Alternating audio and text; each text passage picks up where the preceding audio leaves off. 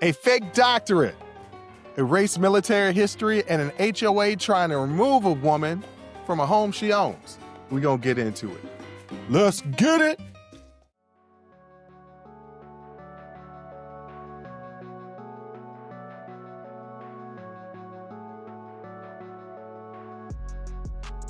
Welcome.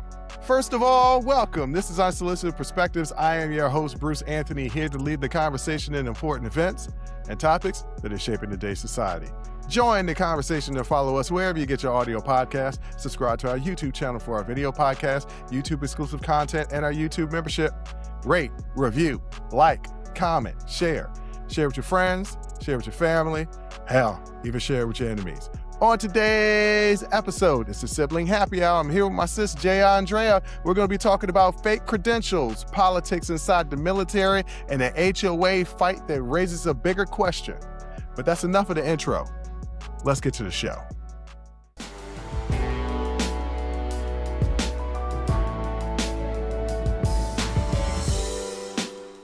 What else, sis? What up, brother? I can't call it. Look. An interesting conversation has been popping up. Okay. So we know the song Spin That. Yes. That is taking the world by storm.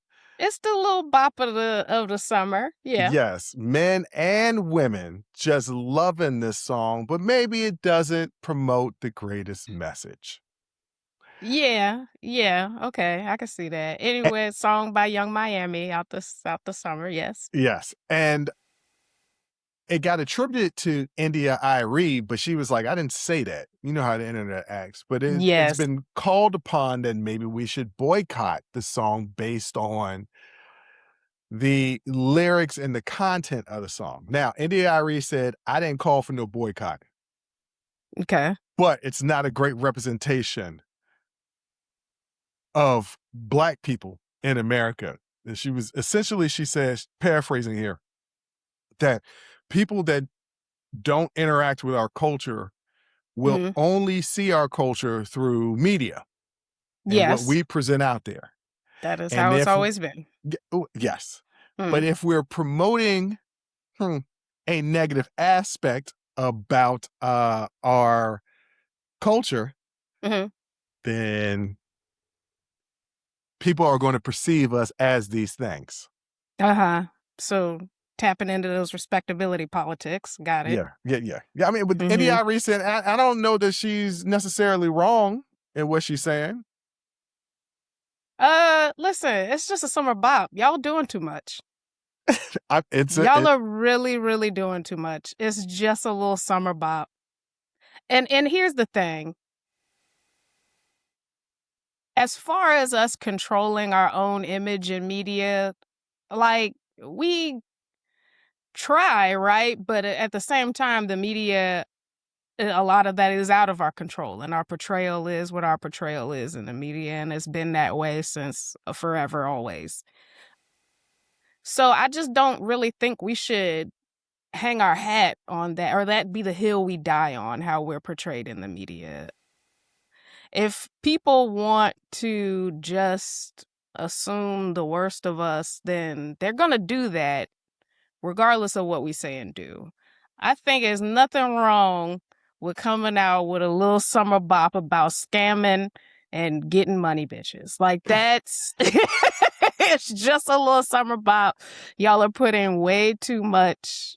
Y'all putting 20 on 10 on this. Like, nobody is like, oh, this must be exactly how all Black people are. Anybody who has that kind of mentality is already in the frame of mind to misunderstand us anyway. If they think one song by Young Miami, one summer, is like indicative of how all Black people are everywhere, like, knock it off. Like, please. I just don't see it. And I get it, like, from India Arie's standpoint. You know, she had, like, very positive, like, uplifting Black music, right?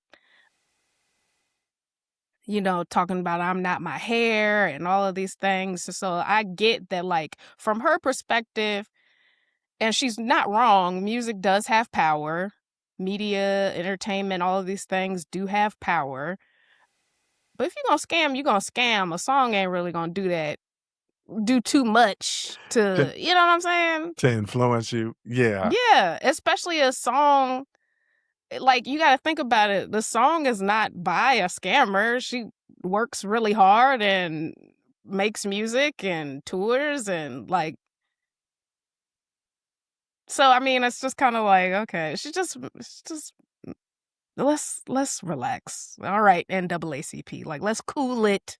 I don't think it was the NAACP that did this. But you know how they always, like, overreact, in my opinion, sometimes. Like, everything is like a slight against Black people. But I'm just like, y'all, it's just come on now. It's just a summer bop. Let's relax. I hear everything that you're saying. I do believe that their media, whether it be music and entertainment can influence you. Yeah. For Sure. instance, the crack epidemic was fueled by, of course, a cheaper form of cocaine that is accessible in the streets that can't be sold, but also because of Scarface. Like, so many people watched that movie Scarface during that time, was like, I'm going out to sell drugs because I want to be like Scarface. Despite the fact that they weren't paying attention to the end, the movie does not end well. No, at it doesn't. all for It doesn't. Antonio Montana. And But I'm gonna be, I don't know. Crack don't really need marketing. no, It's drug cheap. dealing. I'm talking about getting into not being a user, being a seller. Yeah, being a seller. Like, Scarface did influence a generation to go out there and go get money. So there can be negative influences. That wasn't us that put that out, but I'm just saying that there can be negative influence. And look at what our culture does to other cultures in the standpoint of look at Japan, where they are somehow doing something to their hair so that they can get cornrows and twists and everything like that. Like, we have an influence. And if they're thinking like, oh, we out here scamming now, that might influence some other people to do things. Like, but we are out here scamming now. And it's like, here's the even thing. Even the president. All of us are, because inflation and stuff, and the rent is too damn high, and all of us out here scamming now. Like that. Like, here's the thing. Like, a lot of people hated early rap and hip hop because it was an accurate depiction of what life was like in the hood, and they were talking about respectability politics, and let's talk about something uplifting.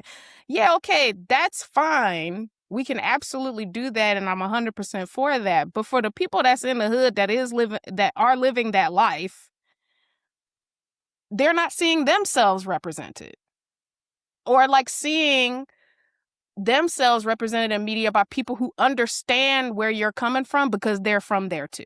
Oh, okay. And they're telling your story. You're getting some visibility because your story is being told by an artist that has lived the same kind of life you live. John Singleton is gone. God rest his soul. Ryan Coogler, only one out here doing it, but at the same time, he's an artist. So he's like, I'm not going to make no hood classic.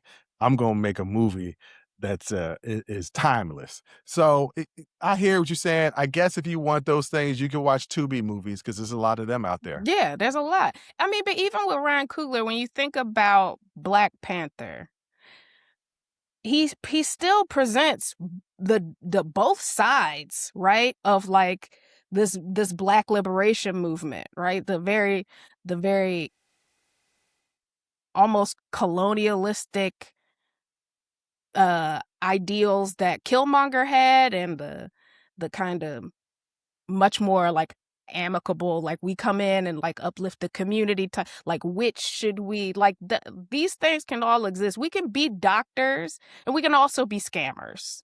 We can, you know what I'm saying? I was going to say, we can also be getting money. Like, I was going to say a better analogy, if we're going to bring up Ryan Coogler, is Fruitvale Station, where the main character you see his day-to-day life. You see the fact Yeah. that he's a good father. You see the fact that he will just help strangers in their time of need. You also see that he in the streets. You Yeah. also see that he ain't no punk. Like, we are all diverse in our Yeah. personalities, and we can be all the things and not one other things. Yeah. And this isn't even my problem.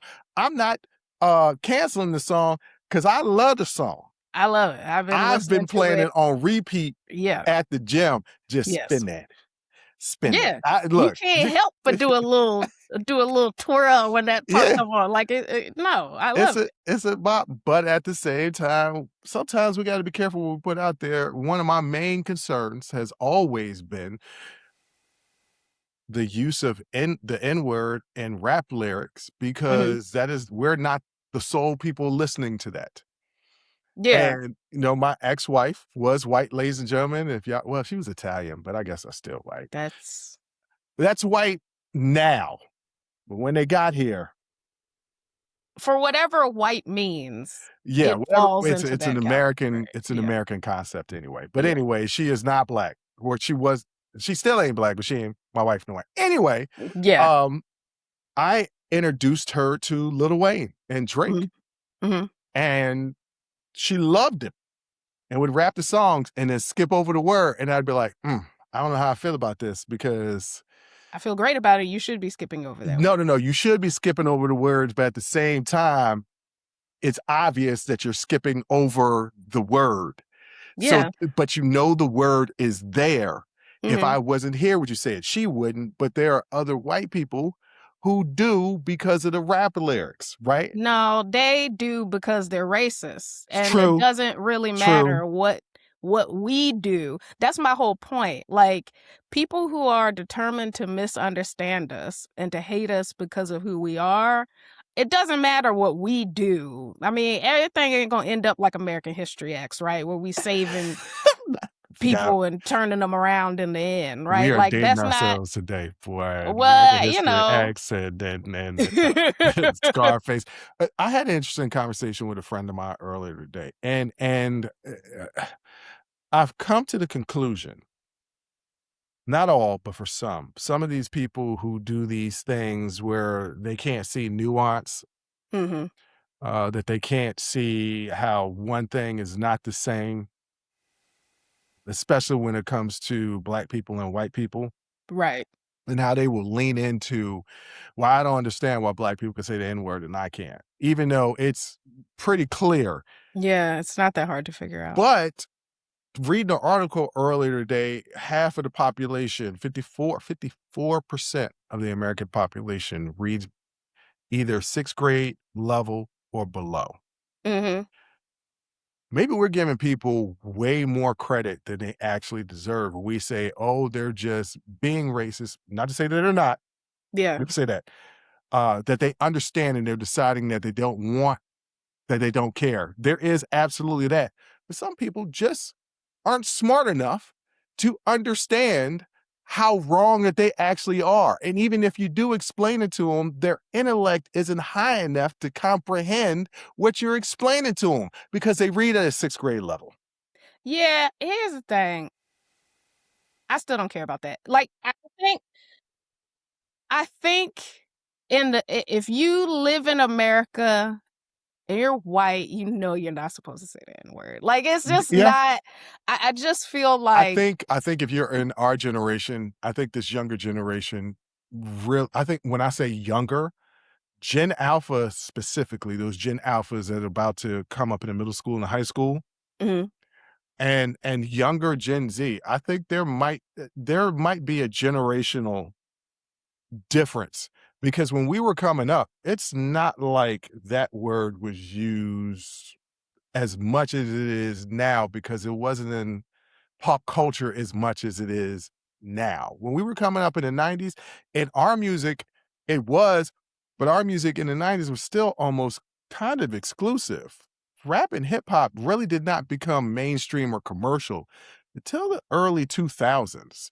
And it really was kind of like Eminem that really blew it commercial. Was a white guy, but like mhm. people like Jay-Z and DMX, they were selling, but they weren't mainstream. You know what I mean?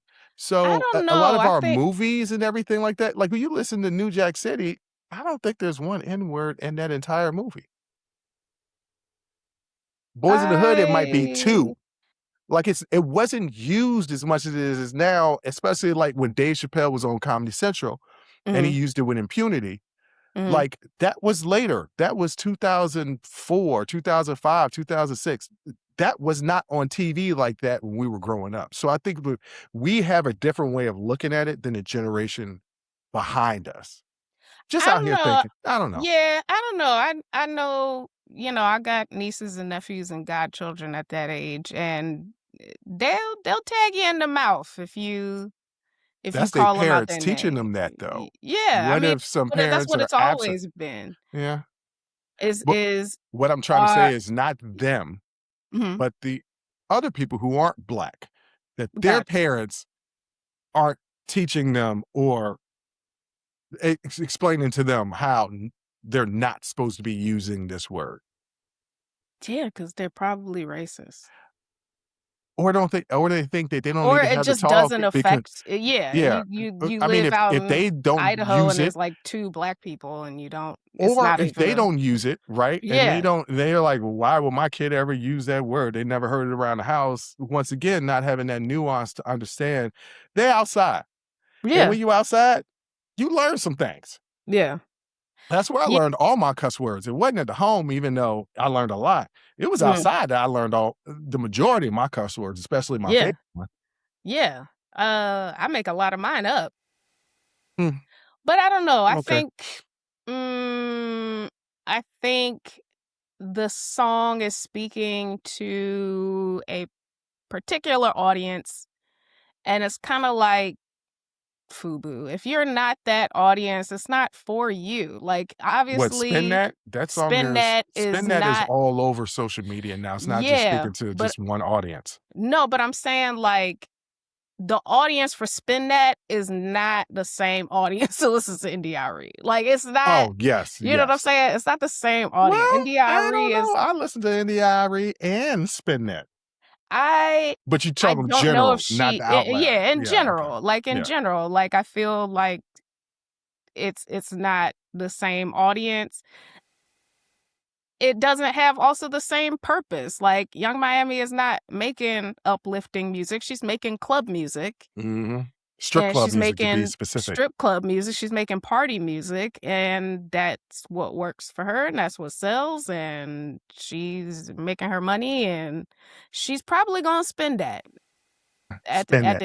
at the end of the day. So, She says she need a guy to make at least 10 figures. I don't know if she realizes how much 10 figures is, but ain't too many yeah, people out there making 10 figures. There's not. But I mean, I'm all for like being a little bit delusional and a little Mm. bit aspirational, or like your aspirations being a little delusional. Like, Ugh. you shoot for the moon, you land among the stars if you miss. So that's No, well, that's not how that works. You yeah, don't shoot for the moon and land among the stars. The if you stars are miss. n no, that's not how that works. The moon is closer than the next star, which is the sun. It's a euphemism. And it's stupid, and I hate it because it doesn't make any sense. Yeah. Yes, we all That's no, like when we Michael don't. Jordan Actually, we said, "The don't all ceiling is the know. roof," okay? Yeah, we actually don't all know that stars are we're seeing light from light years away. We actually don't all know that, but that's not relevant to what I'm saying. I'm saying is she's aiming for 10 figures. If you miss, you still probably Okay, end up in a yeah. pretty decent place. So like that's fine. I wanna I just wrap up this conversation because I wanna yeah. get to something else real quick before we get out of this segment. You know who Cheyenne Bryant is, right? No. Okay, Cheyenne Bryant is a clinical psychologist, Okay.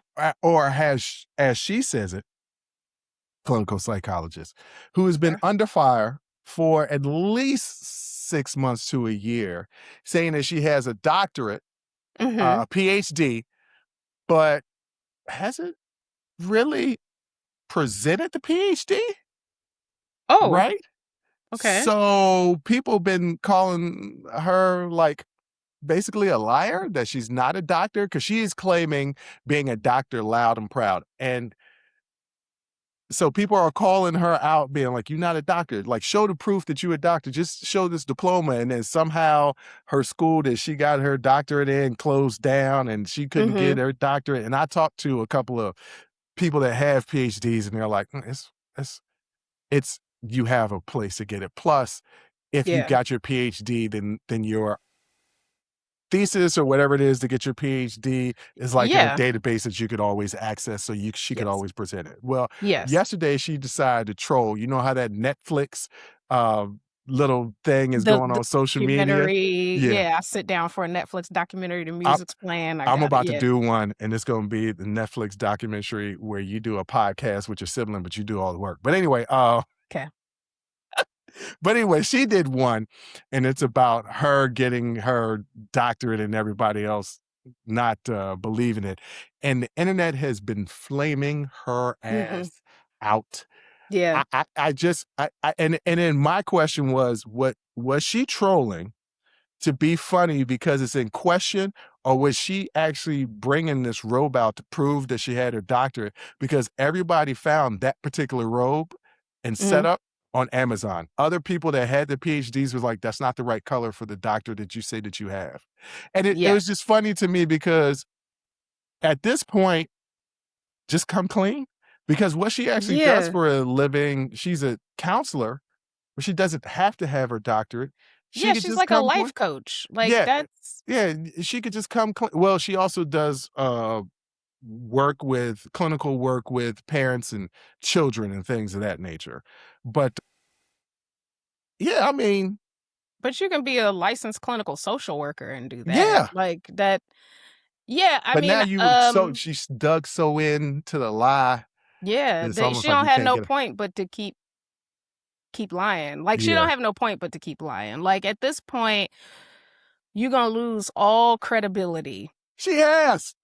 Coming She well, has. the fact of the matter is she really didn't. I don't know that because I don't know this person. I don't know that she had that much credibility to begin with, but like, No, she's been all over the place. She's been on the Breakfast Club. She's been on Joe Budden well, podcast. that don't Breakfast Club don't mean that you credible. To I done speak about seen her many work. of To speak people. about her work. Again, I said what I said. So she claims to hold a PhD in counseling psychology from Argosy University, a for-profit institution that permanently shut down in 2019. Critics have questioned the legitimacy of this claim since she's refused to produce physical proof or transcripts stating her records were wiped out following the school's closure. That's actually, yeah, you're right, not true, because your transcripts are typically housed in like under another company. Like I know that one of the companies, you order your transcripts like not from the school. Like there's like a place like it's called Parchment Mm. that is like Stores all your transcripts. stores your Yeah. transcripts. National Student Clearinghouse also stores transcripts. So it's like no, you can definitely prove it. Just show us the degree. Like honestly, like just you got it. Because that's what happens when you graduate. They'll I will send be it to you in honest. the mail. So just show I'll us be that. honest. I have to Yeah. go to mom's house to get my degrees, because I think that's where my degrees are. I don't have them. I understand like your high school or undergraduate, but I know where my master's degree is. And I would That's because you literally just got it 6 months ago. But I would for damn sure know where my PhD degree is. Oh, look. After all of that work, writing Yes. that dissertation, defending it, all of the things you have to do in order to get your doctorate, you damn Skippy, I know where it is. Not damn Skippy. Okay. Yeah. Okay. You damn Skippy. So it's not that difficult to prove you went to school somewhere and to prove that you graduated at all. And so the refusal to do so is like, okay, well, that tells us everything that we need to know. Yeah. But I think best course of action, don't talk about it no more. You definitely shouldn't have been trolling people. was something you got off Amazon. Like, you definitely, and you don't have, and it's true, the hood, the cord colors, like, they mean specific things. It's not just random. Mine was gold because I was in the School of Business. So, like, it means things. So you can't just buy it off Amazon and be like, see? And I'm like, okay, none of that, girl. Right. And we talking about spend that? Right. Like that, I Right. mean, That was the reason this why I is brought what, these two stories yeah, together. this is Producing, what we should be talking about. ladies and gentlemen, producing. Yeah, you talking about spend that. Don't worry about that woman getting her money legitimately. Worry about this Worry about the scam, people, the real scam out, the actual scammers. the real, and she's spending that because she got that money. Yeah, like, come on, girl. Speaking of scammers and not being qualified, we're going to get into Pete Hegseth.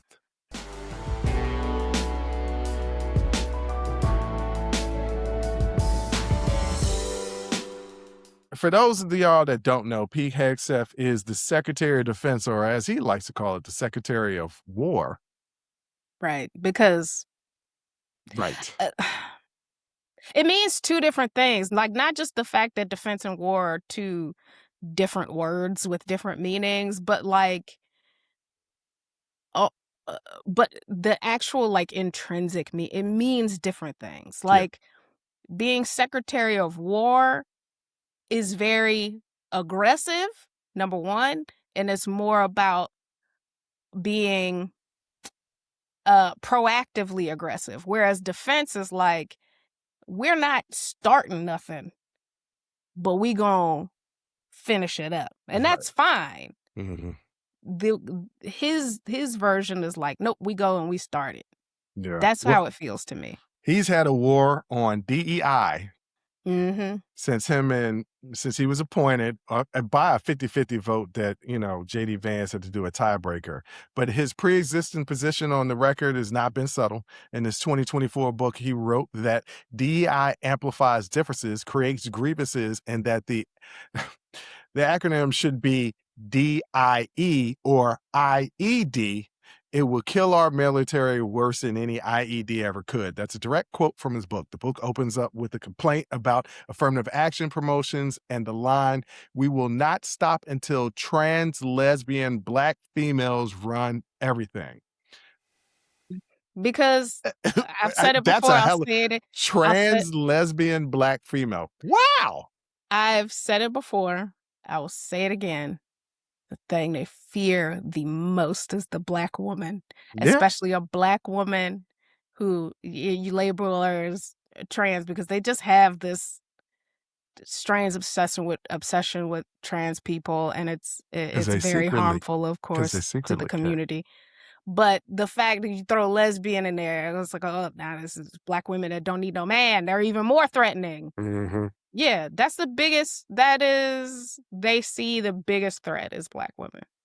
He also fired Joint Chiefs Chairman General C.Q. Brown, the second African-American to hold the job, after questioning in that same book that he wrote whether Brown got the job on merit or on race. He also fired Admiral Lisa Franchitti, the first woman to lead the Navy. No explanation was given in either case. So he also gave a Quantico speech that was funny. The Quantico speech happened, and this was also the same time where I got trapped in Quantico right after that, where he summoned roughly 800 generals and admirals from around the world on about a week's notice. He announced 10 directives and said no more identity months, DI officers, or dudes in dresses. No more climate change worship. He later ordered all service members to watch or read the speech as mandatory warrior ethos tasking. So what are they doing? They are implementing everything to strip away what they deem as DEI and bring about meritocracy. That never existed. Yes. Meanwhile, he's not qualified to hold this position in any way, shape, or form. Yeah, here's the thing about, like, white mediocrity, right? Like, it doesn't want to compete. No. It doesn't want a mind. level playing field. It wants an uneven playing field because it Yeah. knows it's mediocre. Well, I will say that it wants an unequal playing field even amongst each other. They're Yes. always these particular people who subscribe to this form of thinking are Yeah. always, they'll say getting a leg up. What it is it's underhanded tactic because you can't compete straight up. That's Yes. essentially what it is. And they want to punish everybody else because it's harder to compete with everybody. So Yeah. they've done name changes on army bases. They've done name changes on ships, or at least proposed the name changes. Some of them is not so easy to do. Yeah. They've done a digital purge. So the Arlington National Cemetery stripped from its website histories highlighting Black, Hispanic, and women veterans. So when they talk about DEI, what they're essentially saying is just white men. Just white men only. Yeah. White men only. Because and still, even then, certain white men of a certain economic class, a certain like political or social standing, like it's still not even all of y'all. So I was talking to somebody earlier today, and they were telling me a story about a family member that got married.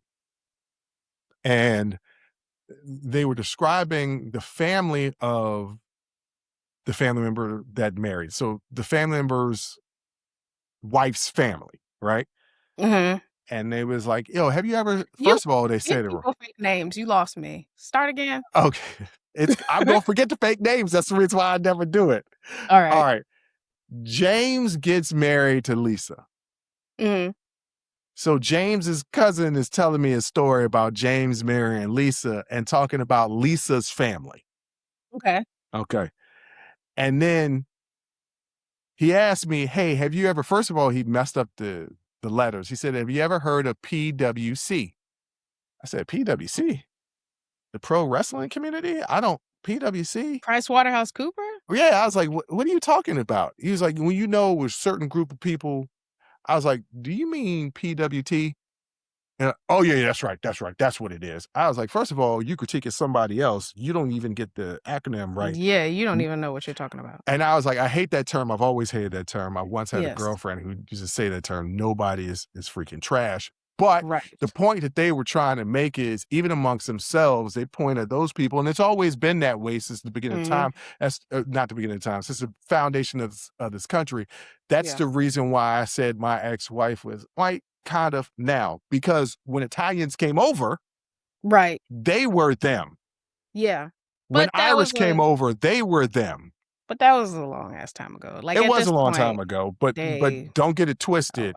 If there was any way for the Christian white male that can trace his ancestry back to, I don't know, Charlemagne, who knows? Whatever, they would exclude out everybody else, the French, the Irish, they would exclude them out to say you're not real American. So one of the major things is the reason why I'm bringing this up is because he's blocked a lot of promotions, right? Yes. He's blocked 2 Black and 2 female Army colonels from promotion to 1-star general. The Washington Post reported that he pressed Army Secretary Dan Driscoll for months to remove the names and was reportedly refused, then struck them down himself. An officer was reportedly removed from writing a paper years earlier explaining why African-American soldiers tend to choose support jobs over frontline combat positions.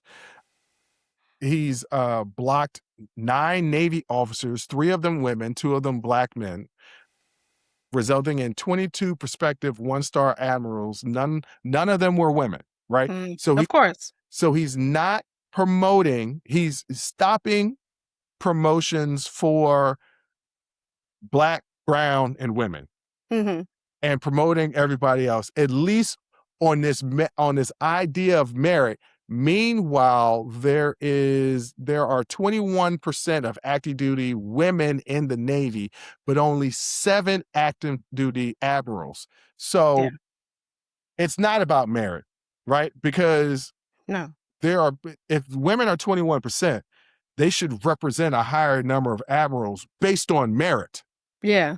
Unless you subscribe to this toxic masculinity, patriarchy, manosphere type of situation where women just aren't good enough, because he has openly stated that he is trying to get women out of combat positions, period. Yeah. Yeah. But this is not unusual, right? Like that disparity, because think about it. Okay, women make up 51% of the population in the United States. True that. We are the majority. Mm-hmm.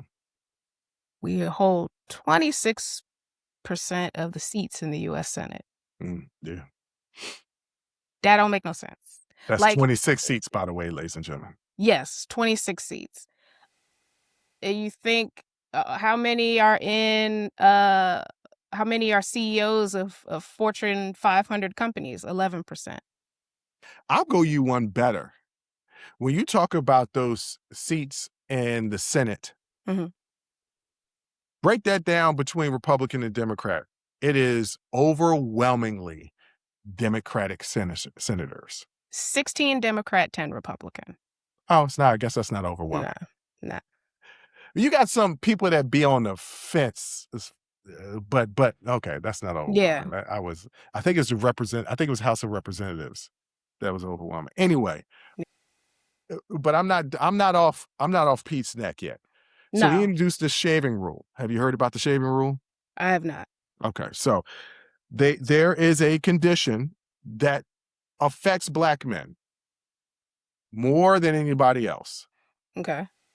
I think the acronym is PMF, but basically it's razor bumps, right? Okay, yes. Because our hair curls, it will curl back in the center and cause razor bumps.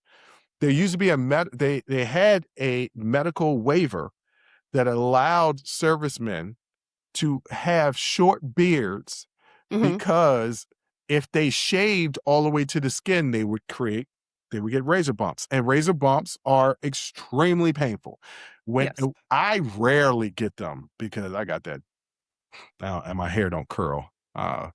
It's just I got kind of lucky, I guess, or whatever. Pseudo folliculitis barbae, PFB. PFB. Yes. But when I do have ingrown hairs, that thing is painful. I remember our mom leaning over our father, picking the ingrown hairs out of the neck with a needle and tweezers. It is a painful, painful thing. So there used to be a waiver. Now they're saying, we're going to get rid of that waiver and you're going to have to clear this up. And if you can't clear it up, you're going to be out of the armed forces. That makes no sense. That's for people that are Black people, Black men. Yeah. There's people with curly hair. There's Black people. You do know about Pete Hegseth and this TRT thing, though, right? No. Okay, so check this out. because I'm on his neck. They're going to start to do mandatory testing for servicemen that are over the age of 30, testing their testosterone levels. If they have low testosterone, they're going to pay for them and allow them to do testosterone replacement therapy. Meanwhile, they have tried to bar transgender people from the armed forces because they said it would be too difficult to do hormone therapy. What is testosterone replacement therapy? Essentially a hormone therapy. Yes. So but that's not even the kicker.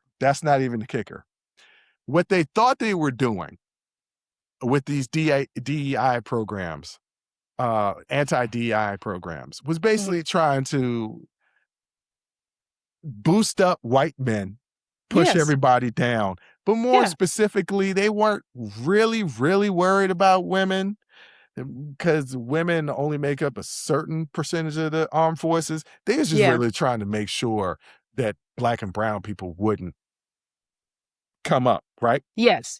But here's also what they did.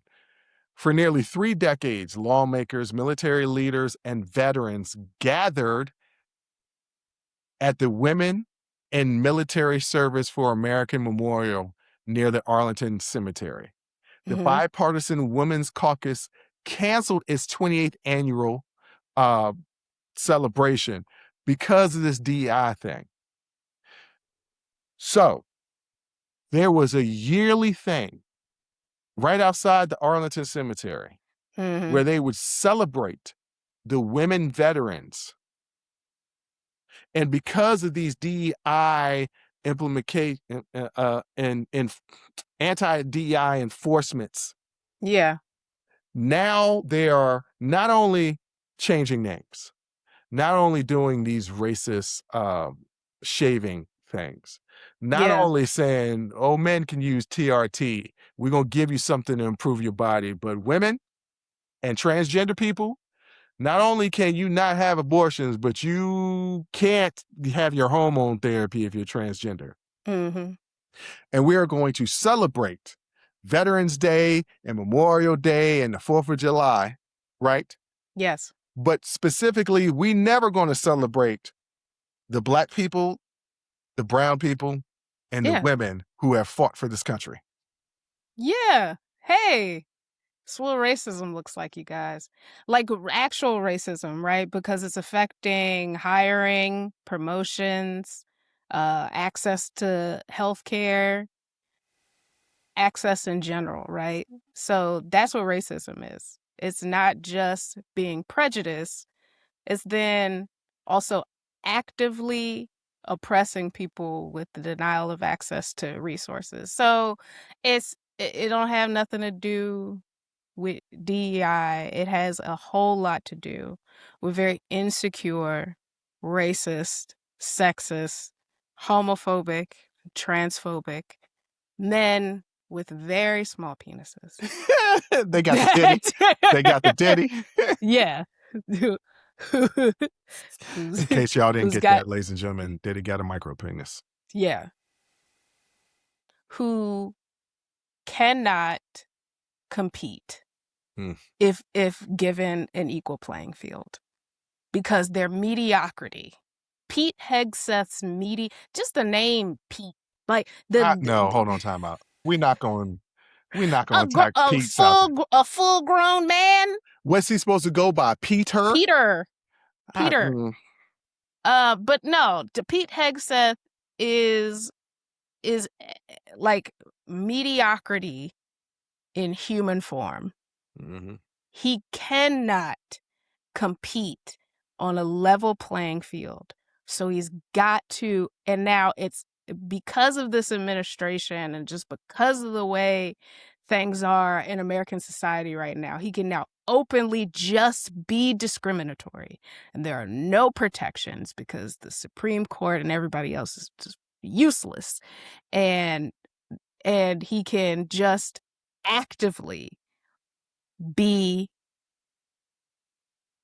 disenfranchise a large swath of people. Here's the thing. When we stop signing up, who you gonna send out there? They're sending them out there. They're not gonna send themselves out. They're not gonna go themselves. No, they'll still be. Who do you think? Wait a minute. Who do you think they have always gotten to fight their wars? In the Civil War, did some of these rich plantation owners fighting in in the war? Some did. But you know who's really fighting in the war? Poor people. Yeah, the poor people. And that's who's always been kind of the people that have fought in our wars. Poor people. Yeah. But here's the thing.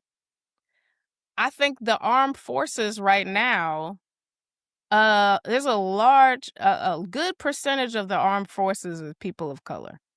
Mm-hmm. There may not be as many women, but certainly people of color. Mm-hmm. And so when we stop signing up, when we say to hell with that, then, and y'all gotta go.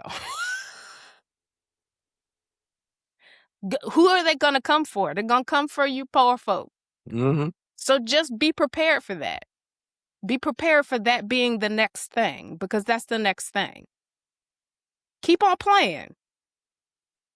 It's going to come for you. Like, if you think being poor in America doesn't matter as long as you're white, you're insane. Because it definitely, definitely does. Well, I would And say you're next on the chopping block.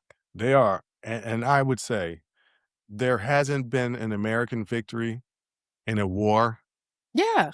without Black people, without Thank brown you. people.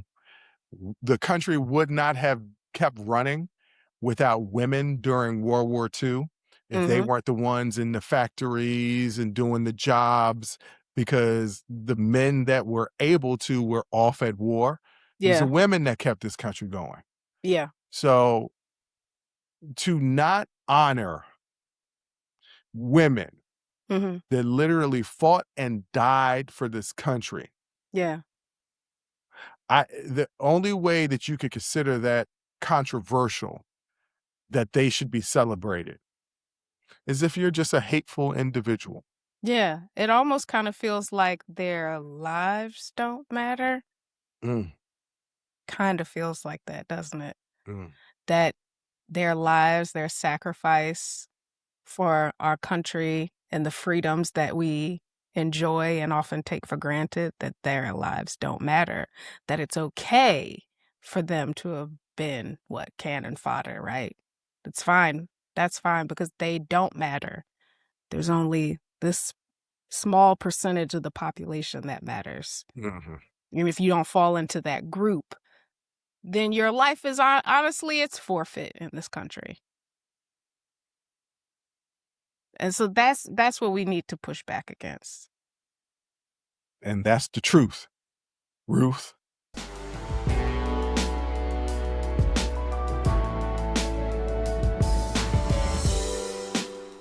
Jay, you got an HOA. I do not. Purposefully. I thought you do. No, absolutely not. Purposefully. I live in a historic community. Well, but historic community have to follow certain rules. Maybe it's not an HOA, but there are certain rules that you have to follow being in a historic community. Yes. Do I? No. Okay. Yeah. Anyway, this was an interesting story, and I wanted to get your take on it. So Bethany Michael is 28 years old and lives in a 55 and over community in Jacksonville. Her father, a disabled veteran, bought the home in 2022, and she moved in to care for him while he was undergoing dialysis. After he died in October 2023, Bethany inherited the house, but the HOA told her that she was too young to live there and sued her and is suing her to remove her. The story has gone national recently after the board approved a $155,000 special assessment to cover its legal bills, charging each homeowner $1,000. The legal question is simple. Bethany owns a home, but does that mean that she has a right to live there? Her attorney says the community is nowhere near violating federal age restriction rules that could grant her exception. I'm going to get into that in a minute. The HOA says failing to enforce the rule would put its 55-year-old status at risk. The case is still pending. So, Yeah. with these 55 and up communities, which I cannot wait. I'm 9 years away.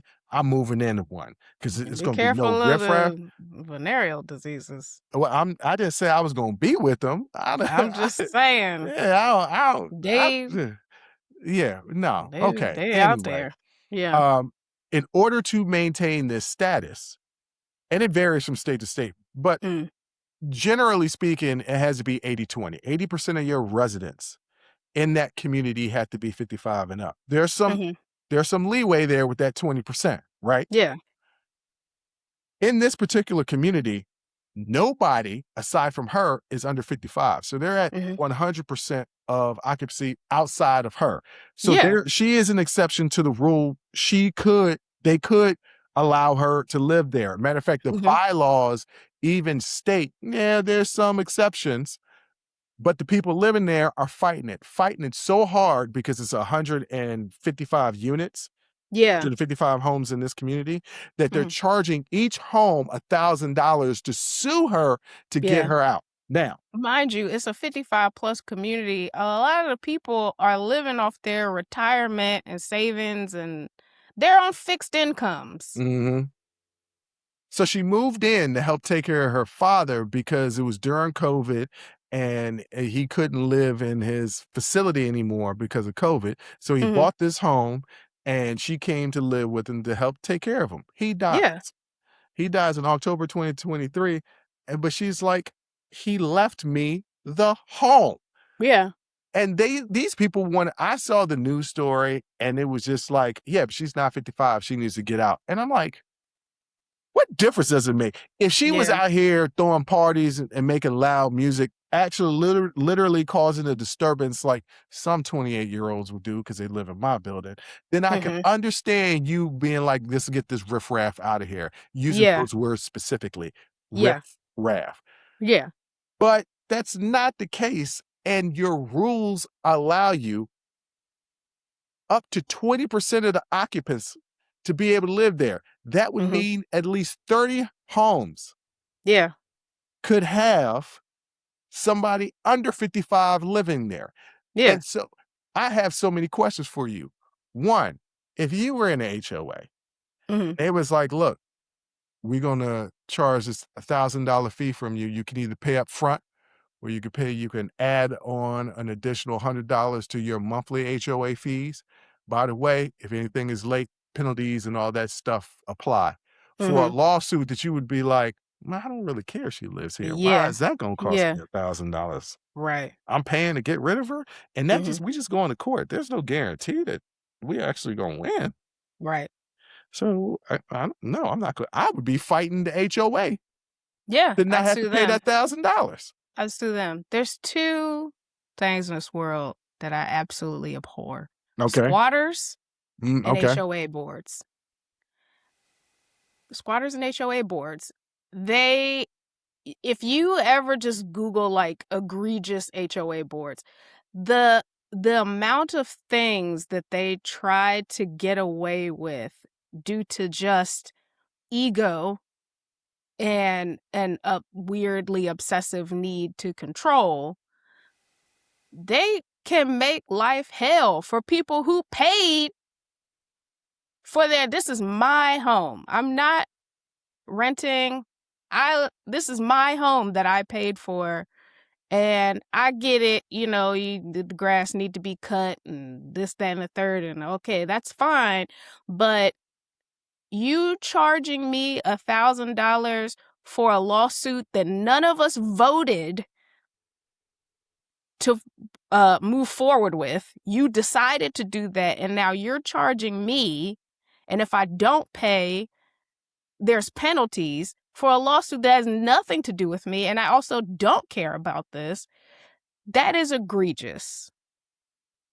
So And I it guess should be illegal, honestly. A lot of the things that they do, a lot of the things the HOA boards do or try to get away with, I'm like, why aren't there enough protections for homeowners against squatters, against HOA boards, against all of it? Why are there not enough protections for people who own their homes? Like, this is my house, damn it.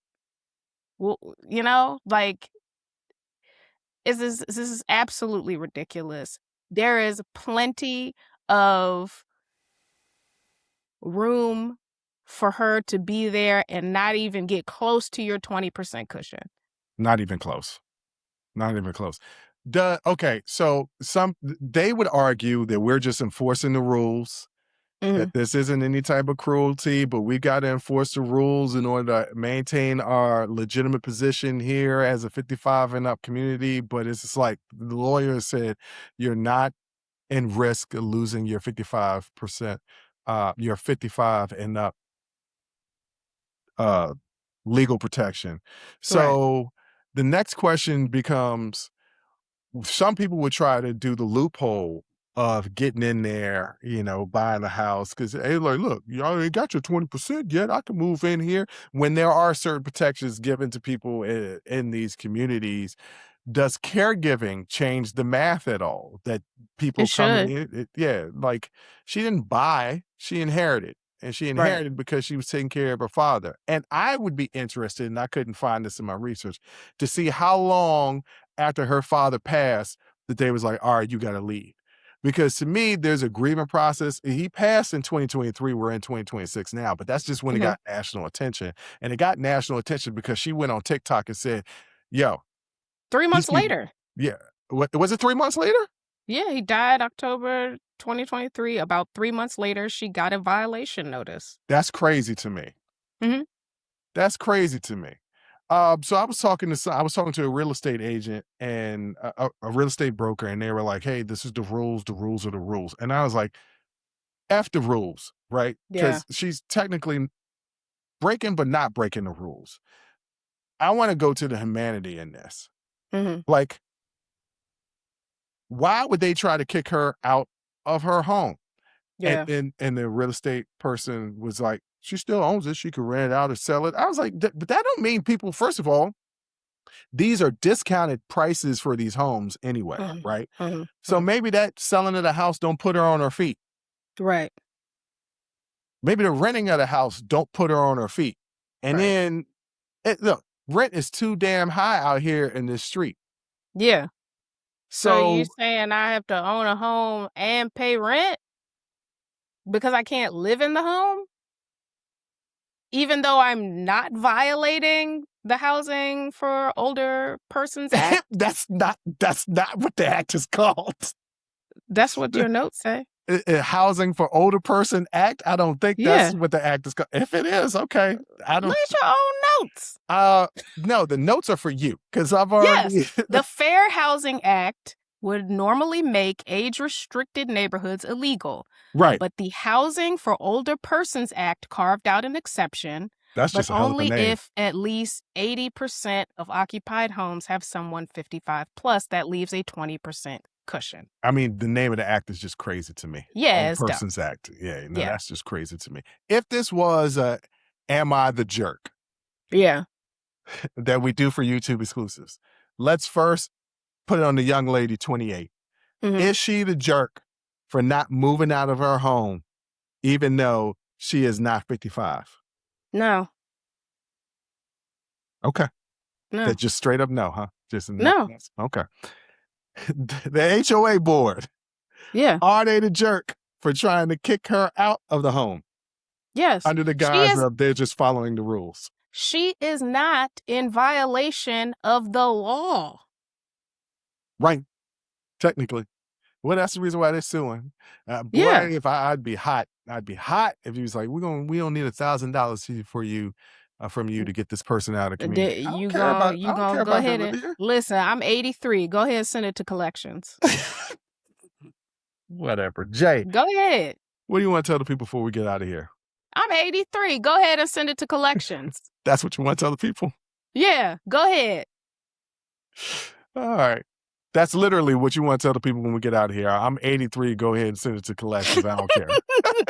I mean, you got to put stuff into perspective. Everything is all about perspective. Like, Yeah. you worried about something. No, I'm 83. Send it to collections. Okay, then. Before we end, I keep coming back to the same thing. All three of these stories are about people hiding behind something: a title, a policy, a rule, tradition, procedure. Something that sounds official enough that we are all supposed to stop asking questions. But we should ask questions because a title does not make you credible. A policy doesn't automatically make you fair, and a rule does not become right just because somebody has the power to enforce it. You can call it removing politics from the military, but if the result is Black history disappearing, women being passed over, and certain people being treated like their success must have come from DEI, then politics didn't disappear, it just changed directions. You can call hormone treatment a threat when it helps transgender troops, and then call it readiness when it helps everybody else. But at that point, the issue was never really the treatment, it was who was receiving it. And you can say an HOA is only protecting the integrity of a 55 and over community. But when one woman out of the 155 homes is being dragged through court after spending years caring for her dying father, you have to wonder what exactly is being protected. Because the community is not in danger. The rule is not in danger. The only thing being challenged is the board's authority to say no. But here's the uncomfortable part people don't want to talk about. Rules are rarely as neutral as we pretend they are. They bend for some people, they become sacred for others. Some people are given the benefit of a doubt. Other people are treated like their very presence is a threat to the system. And maybe that is the question we should be asking more often. Not just what does the rule say, but who wrote it, who gets to interpret it, and why does it always seem to become inflexible when the wrong person needs mercy? Because when protecting the rule matters more than protecting people, the rule may be doing exactly what it was designed to do, just not what we were told it was designed to do. Ladies and gentlemen, I want to thank you for listening. I want to thank you for watching. And until next time, as always, I'll holla. Woo! That was a hell of a show. Thank you for rocking with us here on Unsolicited Perspectives with Bruce Anthony. Now, before you go, don't forget to follow, subscribe, like, comment, and share our podcast wherever you're listening or watching it to it. Pass it along to your friends. If you enjoy it, that means the people that you rock with will enjoy it also. So share the wealth, share the knowledge, share the noise. And for all those people that say, well, I don't have a YouTube. If you have a Gmail account, you have a YouTube. Subscribe to our YouTube channel where you can actually watch our video podcast and YouTube exclusive content. But the real party is on our Patreon page, After Hours Uncensored and Talking Straight-ish. After Hours Uncensored is another show with my sister. And once again, the key word there is uncensored. Those are exclusively on our Patreon page. Jump onto our website at unsolicitedperspective.com for all things us. That's where you can get all of our audio, video, our blogs, and even buy our merch. And if you really feel generous and want to help us out, you can donate on our donations page. Donations go strictly to improving our software and hardware so we can keep giving you guys good content that you can clearly listen to and that you can clearly see. So any donation would be appreciative. Most importantly, I want to say thank you for listening and watching and supporting us. And I'll catch you next time. Audi 5000. Peace.